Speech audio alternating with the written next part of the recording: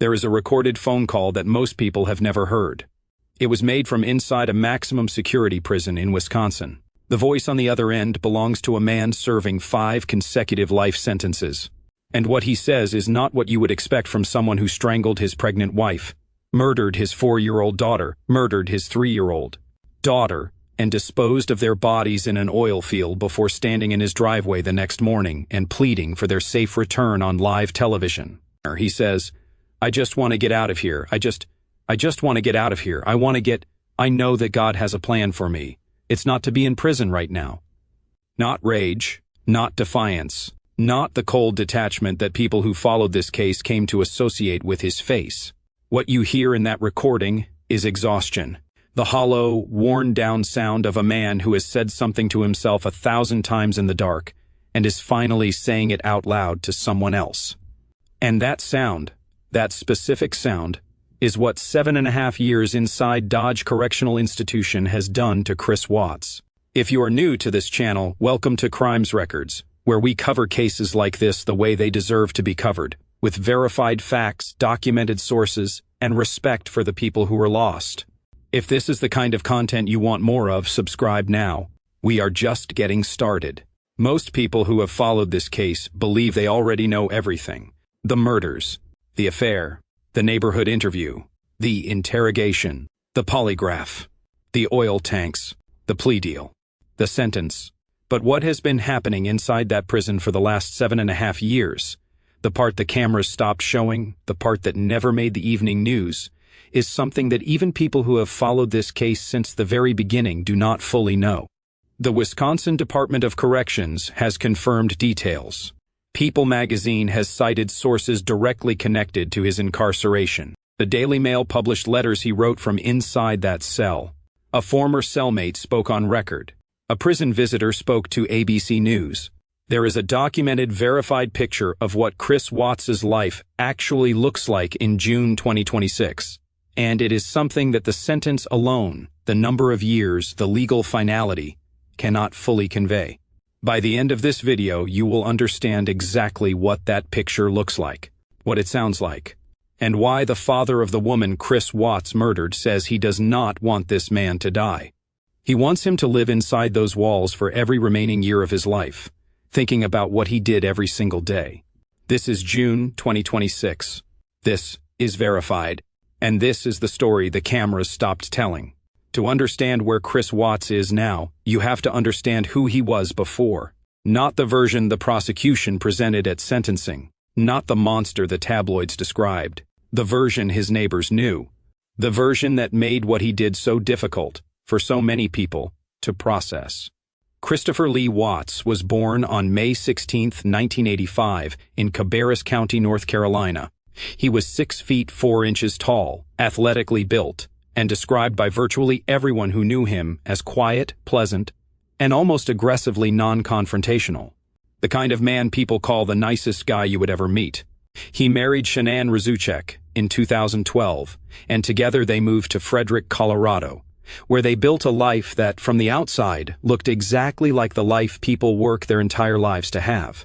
Shanann Watts was born on January 10, 1984, in Aberdeen, North Carolina, the daughter of Frank and Sandra Rzucek. She was vivacious, socially magnetic, and fiercely devoted to her daughters. She had battled lupus for years, a diagnosis that shaped her appreciation for the ordinary moments she documented obsessively. She worked as an independent sales consultant for Thrive, a health and wellness company, and had built a genuine following and a real business presence. She posted nearly every dimension of her family's life on Facebook. Birthday parties, school mornings, family vacations, the girls dancing in the kitchen. She created an archive of a life that appeared, to everyone watching, to be enviably happy. Bella Marie Watts was born on December 17, 2013. She was 4 years old when she died. Described by everyone who knew her as sensitive, curious, and protective of her younger sister, she was a child who chattered constantly, played dress-up, and loved her parents with the uncomplicated, total devotion that only a 4-year-old is capable of. Celeste Catherine Watts was born on July 3, 2015. She was 3 years old when she died. Home videos capture her laughing at nearly everything, A child who filled whatever room she was in with a kind of joyful, loud energy that people remembered long after they had left her presence. And there was Nico. Nico Lee Watts, 15 weeks in the womb at the time of his mother's murder. Shanann had announced the pregnancy publicly. She had chosen his name. He had a heartbeat. He never took a breath outside his mother. The family lived at 2825 Saratoga Trail in Frederick, Colorado, a 5-bedroom house that outwardly represented exactly the suburban success story the couple projected to the world. Chris Watts worked as a field operator for Anadarko Petroleum. They had filed for bankruptcy in 2015, and the financial pressure was real, but Shanann worked relentlessly to build stability. On social media, they looked like the perfect family. And that image, that carefully constructed performance of happiness, is what made the events of August 13, 2018 so impossible for the people who had been watching them to absorb. Because behind that image, Chris Watts had been building something else entirely. Beginning in late June 2018, approximately 6 weeks before the murders, Watts began an affair with Nicole Kessinger, a co-worker at Anadarko Petroleum. He told her he was separated, that a divorce was already in process. By his own later admission to a pen pal, an admission that was reported by Inside Edition in June 2021 and corroborated by investigative documents, the affair did not make him want to leave his family cleanly. It made him want to eliminate them. According to those same confessions, the murders were planned for several weeks before August 13, 2018. Watts had researched methods to end pregnancies. He had been looking at Shanann's life insurance policies, and in the weeks leading up to the murders, he had secretly administered OxyContin to Shanann, slipping it into her food or drink, because he believed that ending the pregnancy would make it easier to leave the marriage without the complication of a third child. Shanann had been in Phoenix, Arizona, visiting friends with Bella and Celeste. She returned home late on the night of August 12th, after midnight, having just landed at Denver International Airport. A neighbor's doorbell camera captured her rolling her suitcase up the driveway. It was the last confirmed image of her alive. What happened inside that house between the moment she walked through the door and the moment the sun came up on August 13th is documented in the confessions Watts made to investigators, to a pen pal, and in statements he gave inside prison years after the plea deal was finalized. He attempted to smother Bella and Celeste in their beds while they slept. He failed. Both girls woke up. He then strangled Shanann in their bedroom. Bella was awake. She saw him drag her mother's body down the stairs, wrapped in a sheet. She was crying. She asked him, "What's wrong with Mommy?" He told her, Mommy was sick. He placed Shanann's body and both girls into his truck and drove 40 minutes north to the Survey 319 oil site where he worked for Anadarko Petroleum. His daughters dozed in and out in the back seat, lying in each other's laps alongside their mother's body. At the oil site, both girls asked him what he was doing to Mommy. He didn't answer. Investigators later confirmed what Bella's final words to her father were. They were 3 words, spoken just before he killed her. Daddy, no. He buried Shanann in a shallow grave at the site. He forced his daughter's small bodies through 8-inch openings in crude oil storage tanks, where they were submerged. That morning, he drove home, showered, and contacted Shanann's friend, Nicole Atkinson.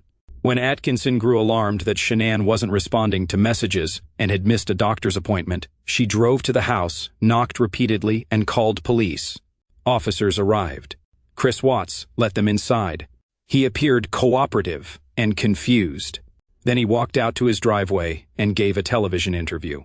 He stood in front of the cameras with red eyes and a trembling voice and pleaded for his family's safe return. Body camera footage from officers who had been inside the house with him earlier in the morning shows him behaving in ways investigators would later identify as deeply inconsistent with genuine distress, calm, measured, and at moments bizarrely detached from the reality of what he was claiming to be experiencing. 2 days later, on August 15, 2018, investigators found Shanann's body in a shallow grave at Survey 319. Bella and Celeste were found in the oil tanks. The nation, which had been watching the case develop in real time, reacted with a collective, specific kind of horror that this case has never fully shaken free of. Chris Watts was arrested. He agreed to take a polygraph examination. The results indicated deception. During the interrogation that followed, one of the most studied police interrogations in recent American true crime history, he initially claimed Shanann had killed the girls and that he had killed Shanann in a rage after witnessing it. He maintained that lie briefly before confessing. The confession didn't end there. Over the years that followed, in letters to a pen pal and in conversations inside prison, more of the truth continued to surface. The premeditation, the OxyContin, the smother attempt, the drive, the oil tanks, what Bella saw, what she said, each new detail a piece of a picture that the plea deal had never fully required him to give. On November 19, 2018, Chris Watts appeared before Judge Marcelo Kopkow in Weld County District Court, Colorado, to receive his sentence. Judge Kopkow had presided over thousands of cases in nearly 17 years on the bench. He had seen the worst of what human beings do to one another. He chose his words carefully. Words that come to mind when I hear the evidence in this case, Judge Kopkow said, are senseless crime and viciousness. I could objectively say that this is perhaps the most inhumane and vicious crime that I have handled out of the thousands of cases I have seen, and nothing less than a maximum sentence would be appropriate. 5 consecutive life sentences without the possibility of parole. 48 additional years for unlawfully terminating Shanann's pregnancy. 36 additional years for tampering with human remains. 5 life sentences. 84 additional years. No parole.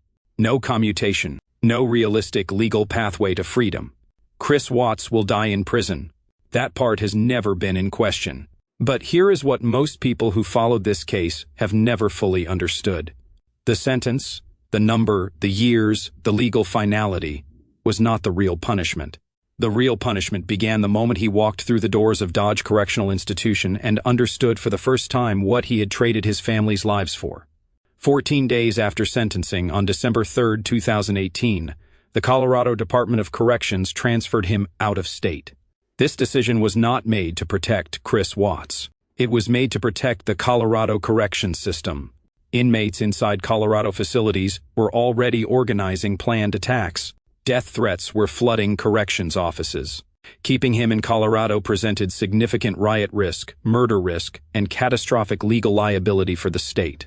On December 5, 2018, he arrived at Dodge Correctional Institution in Waupun, Wisconsin. Dodge is a maximum security facility that has housed some of Wisconsin's most dangerous inmates for decades. It holds approximately 1,000 men, murderers, rapists, lifers, men who have been navigating the interior world of that institution for years. Men who know how to survive inside a place like that. And every one of them knows who Chris Watts is. Every one of them knows what he did. That is where the real sentence began. Here is something that surprises almost everyone who learns it. Chris Watts is not in protective custody. He is not isolated in a single cell for his own safety. He is not separated from the general population. The Wisconsin Department of Corrections confirmed in a 2024 statement to People magazine that Chris Watts is housed in general population with access to recreation, work assignments, and religious services. He walks the same hallways as everyone else. He eats in the same cafeteria. He works alongside men who know that he strangled his pregnant wife and forced his daughter's bodies through 8-inch openings into crude oil tanks. In prison, there is a hierarchy. It is informal, unwritten, and rigidly enforced. At the top, gang leaders, respected lifers, men whose reputations function as a form of currency and protection. Moving downward, sex offenders, men who hurt women, men who committed crimes the general population considers cowardly or depraved. At the very bottom, people who hurt children. And below even them, in the specific subcategory that occupies the absolute floor of that hierarchy, sit men who killed their own children. Chris Watts has lived at the absolute floor of that hierarchy for over 7 years. Former inmate Eddie Nee spoke to the New York Post about what that position actually means inside a facility like Dodge. His words were direct. When you're in prison with a lot of guys who did really bad things, but you're still considered the worst person there, you're just evil. If the guards weren't always around, everyone would take a swing at him. A source connected to Watts confirmed to People magazine that he lives in a state of constant fear. that he keeps to himself, that he does not initiate conversations he doesn't need to have, that he survives by making himself as much as possible invisible. Every mealtime is a calculation. Every hallway is measured before he walks it. Every new inmate who arrives is watched. One wrong moment. One guard who looks away. One transfer that doesn't follow protocol. That awareness does not switch off. It cannot be chosen away. It is built into the structure of where he is, and he has carried it for over 7 years. According to the available record, he will carry it for approximately 30 to 5 more. Now let's walk through what a day in that life actually looks like. This is verified through Wisconsin Department of Corrections public records, court filings, and confirmed statements from corrections officials. 5:30 in the morning. Morning count. Guards move through the facility verifying every inmate. The same as the morning before. The same as tomorrow. Before Chris Watts takes a single step into another identical day, he sees them. Above his bunk, photographs. Shanann smiling. Bella and Celeste hugging. He put them there himself. In 2019, a public petition circulated demanding that the photographs be removed from his cell. The Wisconsin Department of Corrections responded with a statement. Inmates are legally permitted to possess family photographs, and there is no legal basis to remove them. The photographs stayed. As of June 2026, Chris Watts has opened his eyes to those faces on more than 2,700 consecutive mornings. A source told People magazine in 2019 that he has nothing to do but think, that he thinks about what he did every single day, that he's tormented by his past and the weight of the choices he made. 7 years later, that source's account has not been contradicted by a single verified report. The torment has not lifted. It has become the texture of every day. He works as a prison custodian, cleaning floors and maintaining common areas. The Wisconsin Department of Corrections confirmed this. He earns between 25 and 75 cents per hour, approximately $80 per month. A man who once owned a 5-bedroom home and held a professional position at an oil and gas company now mops the same floors in the same building for the same fraction of a dollar, week after week, with no variation and no end in sight. Recreation is permitted once or twice per day, Monday through Friday. He has outbound phone access to an approved contact list. Every call is monitored and recorded. He cannot say a single word to anyone outside those walls without it being documented and heard. He attends Bible study regularly, one of the only constants in a life that has been stripped of almost everything else. And it is in those letters, those monitored calls, and those hours alone in his cell that the clearest picture of what 7.5 years has done to Chris Watts begins to emerge. Research on long-term maximum security incarceration documents a consistent pattern. Chronic stress, hypervigilance, the steady erosion of identity that occurs when every choice, every freedom, and every external marker of who a person was gets systematically removed. For Chris Watts, those documented effects are compounded by something that no study can fully account for: the specific, inescapable knowledge of what he did, and the total impossibility of ever getting distance from it. He cannot log off. He cannot move to a different city. He cannot reinvent himself and start over. He is in the same facility, surrounded by the same men who know his name, under a sentence that has no endpoint and no appeal. A source confirmed to People magazine that there is no peace in that cell. And what has come through in his letters, the letters he writes from inside Dodge, the only form of communication left to him that carries any sense of outward reach, shows a man grasping desperately for anything that provides a framework of meaning. Because prison has stripped everything else away. He writes to women. He attends Bible study. He holds scripture with the grip of someone who has nothing else to hold. In January 2026, the Daily Mail published letters Watts wrote to a woman named Deborah, who first contacted him in 2022. In those letters, Chris Watts wrote, "God had a plan for me. He wants me in prison. This is His will, just like it was His will for Jesus to die for us." Some people read that and hear arrogance. Forensic psychologists who study long-term incarceration see something different, a mind trying to construct meaning out of a reality it cannot survive without one. When a person faces a lifetime with no exit, when the relationships and identities that define them have disappeared one by one, the mind reaches for any framework that makes the unbearable bearable. That is what 7 years has done to Chris Watts. He is not at peace. He is clinging. And the harder he clings, the clearer it becomes that the sentence is doing exactly what it was designed to do. In August 2025, News Nation reported on letters in which Watts wrote, "I am a new man. I am not the person who committed those horrible acts." Do not read that as a boast. Read it as a man who desperately needs to believe that the person who planned his family's murders no longer exists. Because the alternative, fully inhabiting the identity of someone who secretly poisoned his pregnant wife, tried to smother his children in their beds, strangled his wife while their daughters slept down the hall, and then drove those same daughters to an oil field alongside their mother's body, is something no mind can carry without protection for decade after decade. In October 2025, he wrote to Deborah, "I believe that in a different time I would have been able to be with you, but God has other plans for my life." Whether that reads as calculated or as genuine, either way, the picture is the same. A 41-year-old man in a Wisconsin maximum security prison, earning pennies an hour, spending what little he earns on stamps, writing to a woman he will never meet, explaining that they cannot be together because God said so. That is not the life he believed he was constructing on August 13, 2018. That is what is left of it. In 2022, People magazine cited a source confirming that Watts had been corresponding with multiple women throughout his incarceration. Some send letters, some send money to his commissary account. His former fellow inmate Dylan Tolman spoke to the Daily Mail in 2024. Tolman said, "He will talk to a girl and she becomes his everything really fast. He becomes obsessed with a woman and she becomes all he can think of."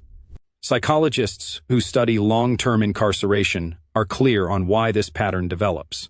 Human beings require social connection to function at a basic psychological level. When every normal avenue of connection is closed, no family nearby, no friendship, no relationship, no private conversation, a person will hold on to whatever access remains. For Chris Watts, what remains is letters, monitored phone calls, and women who write back. The psychological phenomenon that draws some people to convicted killers is documented and understood. Some believe they can save these men. Others are drawn to the notoriety. Some are simply seeking connection themselves. For Watts, regardless of why the letters arrive, they represent the last available thread of human contact in a life that has been reduced to almost nothing. Dr. Lena Dolan, the licensed psychotherapist who wrote an extensive clinical study of Watts's psychology, concluded after her research that Chris Watts is a covert narcissist, a person who required constant external validation to function. In his previous life, that validation came from everywhere simultaneously: his family, his affair, the performance of being the good husband, the reliable employee, the devoted father. Prison has reduced that supply to nearly zero. Letters from strangers, a chaplain, an occasional approved call. Strip even those away, and what remains is a man alone with what he did, in a cell in Wisconsin, with no one coming. That woman who visited Watts in prison and later spoke with ABC News described what it looked and sounded like when he talked about the murders. She said his eyes would go dark, that he spoke about it with a detachment that she found deeply unsettling, as though he were describing something that had happened to someone else, in a different life, to different people. 7 years later, those memories exist in the same cell as him. They are present when he wakes up and sees those photographs. They are present when he mops the hallway floor. They are present when the lights go out and the facility goes quiet. There is no distance from what he did. Not a single hour of any single day offers a break from the knowledge of it. That is not speculation. That is what long-term incarceration in a maximum security setting does to the human mind, and for Chris Watts, the specific weight of those specific memories is something that no Bible verse, no pen pal correspondence, and no amount of religious practice will ever fully cover. If this case matters to you, if the names Shanann, Bella, Celeste, and Nico mean something to you, take a moment right now to like this video and subscribe to Crimes Records. Every subscriber helps this channel continue covering these cases with the level of care and verified research they deserve. Now, let's continue. There is a phone call. A recorded call from inside Dodge Correctional Institution. Chris Watts, speaking with a private investigator and a woman named Anna, who appears in his verified prison visitation records as one of his approved contacts. In this call, you hear him working through the legal architecture of his situation. Whether his confession could be challenged, whether the polygraph was administered correctly, whether there is any ground he has not already tried. And then, toward the end of the call, his voice shifts. The strategic tone drops away. What comes through is something different. He says, I just want to get out of here. I just want to get out of here. I know that God has a plan for me. It's not to be in prison right now. Not with energy. Not with the forward momentum of someone who believes a door is about to open. With the hollow, worn-down quality of a man who has repeated those words to himself in the dark, until they have lost whatever function they once served. There is no door. 5 life sentences and 84 additional years. No parole, no commutation, no realistic legal challenge. The Colorado death penalty, abolished in March 2020, was never a factor after his plea deal was finalized in 2018. There is no clock counting down to anything. There is only the facility, the same walls, the same routine, the same men who know exactly where he stands in the order of things, the same photographs above the bunk. Shanann's father, Frank Razuchek, said it plainly and on record, I don't want him to die. I want him to spend his life in prison thinking about what he did every single day. That phone call is what thinking about it every single day actually sounds like. Not rage, not defiance, exhaustion. 7 years in, with no end coming, and no end possible. In the weeks immediately following his arrest, his parents, Ronnie and Cindy Watts, stood by him publicly. They visited. They sent money to his commissary account. In December 2018, Cindy Watts gave an interview to ABC's 20/20, in which she suggested that Shanann's personality had contributed to the murders. That statement caused national outrage and devastated the Razuchek family. It is one of the most remembered peripheral moments of the entire case, and it generated a reaction that made clear to the public how the people closest to Chris Watts were processing what he had done. What has happened since is a different story entirely. According to multiple reports, the relationship between Chris Watts and his parents has significantly deteriorated over the 7 years since his sentencing. Public support from his family has all but disappeared.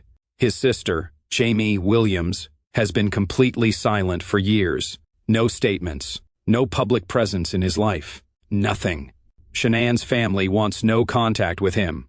Frank Razuchek has been unambiguous about that. According to Dylan Tolman, who shared a prison environment with Watts and spoke to the Daily Mail in 2024, Chris Watts speaks about feeling abandoned, about how unfair his situation is. He speaks about the distance that has grown between him and the people who were once in his corner. Consider what that inventory actually looks like. The parents who defended him, distant. The sister, gone silent. The friends, non-existent. The wife, the daughters, the unborn son, dead by his own deliberate choices over the course of a single night. He is housed in a facility with approximately 1,000 other men, and he is completely alone. That isolation, that specific, total aloneness, is not something the sentence created. It is not something the Wisconsin Department of Corrections imposed. It is something Chris Watts built himself, one choice at a time, across the weeks of planning that preceded August 13, 2018. What the sentence has done is remove every distraction, every escape, every buffer between him and the reality of what that isolation contains. It has given him nothing to do but live inside it, every hour of every day, with no way out and no one coming. Now we arrive at the question that sits at the center of this case, and at the center of this video. The question the title asks directly: is life in prison, specifically Chris Watts's life in prison, actually worse than execution? Chris Watts is 41 years old. He was born on May 16, 1985.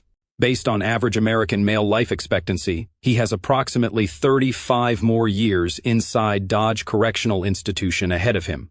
35 more years of 5:30 morning counts. 35 more years of mopping floors for 50 cents an hour. 35 more years at the absolute bottom of a prison hierarchy, in an environment where the only thing keeping other inmates from reaching him is the consistent presence of the guards.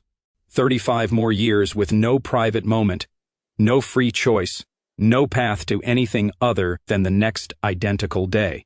35 more years waking up to those photographs. When he dies, whether from illness, from old age, or from something that happens inside a general population facility where the men around him have made their position about him consistently clear, he will most likely be buried in a prison cemetery. No ceremony, no public announcement, no one pausing to mark the moment. Many people who supported the death penalty in this case believe that keeping Chris Watts alive was an act of mercy. That execution would have been real justice. That the plea deal allowed him to escape the consequence that matched the crime. But here is what the death penalty would have given Chris Watts that life in prison does not. An end. A defined moment when the morning stops coming. A last breath, and then nothing. No more photographs. No more 40-foot hallway. No more cafeteria calculation. No more floor to mop. No more monitored calls to women who will eventually stop writing back. Chris Watts does not get an end. He gets 35 more years of the same morning, repeated without variation, inside the same walls, watched by the same guards, surrounded by the same men who would hurt him without hesitation if given the opportunity. He gets 35 more years of looking at those photographs before he takes his first step into another day identical to the one before it, and the world will not stop watching. The Netflix documentary released in 2020 ensured this case has never faded. New generations discover it constantly. Young people who weren't following news coverage in 2018 now know every detail. The body camera footage, the neighborhood interview, the polygraph room, the oil tanks. His infamy is not diminishing. It is being inherited by people who weren't watching when it happened. He will never outrun it. He will never be forgotten. He will never be anonymous in a way that gives him any peace. Go back to that phone call. The recorded call from inside Dodge. His voice again. I just want to get out of here. I just want to get out of here. That is what 35 more years sounds like at the 7-year mark. That is the voice of a man who entered that facility at 33 years old and is now 41 and has not moved an inch closer to a door that does not exist.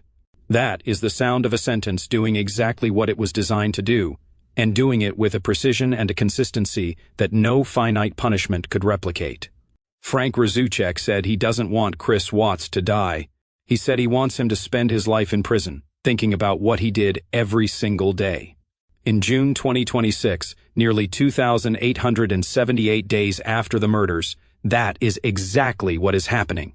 Now, here is what must not be forgotten. Here is what must never be allowed to slip into the background of any conversation about this case. Shanann Watts was 34 years old. She had fought lupus. She had built a business. She had loved her daughters with the kind of documented, daily, visible devotion that her social media archive preserves in hundreds of videos and thousands of photographs. She was 15 weeks pregnant with a son she had already named. She came home from Phoenix in the middle of the night, rolled her suitcase up her driveway, walked into her house, and was dead before sunrise. Bella Marie Watts was 4 years old. She was sensitive and curious and protective of her younger sister. She saw her father drag her mother's body down the stairs. She asked him what was wrong with Mommy. She was told Mommy was sick. She dozed in and out in the back seat of a truck for 40 minutes next to her mother's body and her sleeping sister. And her last words, spoken to the man who was supposed to be the safest person in her world, were 3 words. Daddy, no. Celeste Catherine Watts was 3 years old. She laughed easily and loudly and filled rooms with her presence. She was in her bed when her father first came for her. She woke up. She was put in a truck. She asked what was being done to Mommy. She never got an answer. Nico Lee Watts was never born. He had a name. He had a heartbeat. He had a mother who was already imagining who he would become. He never took a breath outside her. They did not get 35 more years. They did not get another morning. Shanann did not get to hold the son she was carrying. Bella did not get to start school. Celeste did not get to grow into the little girl those home videos were already capturing the first glimpses of. None of them got another birthday. None of them got another Tuesday. None of them got the ordinary, unremarkable passage of time that Chris Watts now has 35 years of still ahead of him. And in a maximum security prison in Wisconsin, the man who made all of those subtractions possible wakes up every morning to their photographs. He mops floors for 50 cents an hour. He writes letters to women he will never meet. He holds a Bible in a cell he will never leave. He moves carefully through hallways where the men around him have made their feelings about him as clear as the prison hierarchy allows. He makes phone calls that are monitored and recorded and will never result in a door opening. He falls asleep, and tomorrow he wakes up, and it begins again. It has been beginning again for over 2,800 days. It will continue beginning again for approximately 12,000 more. Those photographs are not coming down. The Wisconsin Department of Corrections confirmed it in 2019, and nothing has changed since. Family photographs are permitted property. They stay above his bunk. They are the first thing he sees every morning, before the routine starts, before the calculation of the hallway begins, before the mop, before the monitored call, before the Bible study. Before any of it. Shanann's face, Bella's face, Celeste's face. Every morning. For 35 more years. The distance between the life captured in those photographs. The smiling family in Frederick, Colorado. The home videos, the birthday parties, the kitchen dancing. And the cell in Wisconsin where he looks at them before the day begins is a distance that no letter, no scripture, no legal strategy, and no amount of time will ever close. That distance is not a byproduct of the sentence. It is not a secondary consequence. That distance is the sentence. Before this video ends, one final thing needs to be said. And it needs to be said plainly. This case is not primarily the story of Chris Watts. It is the story of Shanann, Bella, Celeste, and Nico. It always has been. The reason millions of people followed this case in 2018, the reason new audiences continue discovering it in 2026, the reason the Netflix documentary introduced it to an entirely new generation, the reason the photographs above his bunk make people pause in the way they do. None of that exists because of him. All of it exists because of them. Because Shanann posted every smile and every laugh and let strangers into the ordinary warmth of her family's daily life. And then those strangers watched what was taken from her and could not look away. Because Bella held her blanket close and asked a question no child should ever have to ask. Because Celeste had a laugh that people who met her only through home videos still remember. Because Nico never got to see any of it. They were real. They were here. They were everything that the word family is supposed to mean. And they deserve to be the reason this case is remembered, not as a cautionary tale about a killer, but as documentation of lives that existed fully and were taken without justification, without mercy, and without any fraction of the consideration they were owed. Shanann Watts, Bella Watts, Celeste Watts, Nico Watts. Remember their names, not because the case is interesting, because they were real, and they mattered, and they are gone. And the least any of us can do is refuse to let the man who took them become the thing we remember when we hear the name Watts. If this video meant something to you, if these names mean something to you, leave a comment. Tell me whether you believe life in prison is a harsher sentence than execution, whether what Chris Watts is living through inside Dodge Correctional Institution is justice, or whether you believe something else would have served these victims better. This community takes that question seriously, and every comment is read. And if Crimes Records is the kind of channel you want to keep watching, verified, deeply researched, factually grounded true crime coverage that respects the people who were lost, subscribe now. Every subscriber helps this channel continue telling these stories the way they deserve to be told. With facts, with care, with Shanann, Bella, Celeste, and Nico at the center of every single word.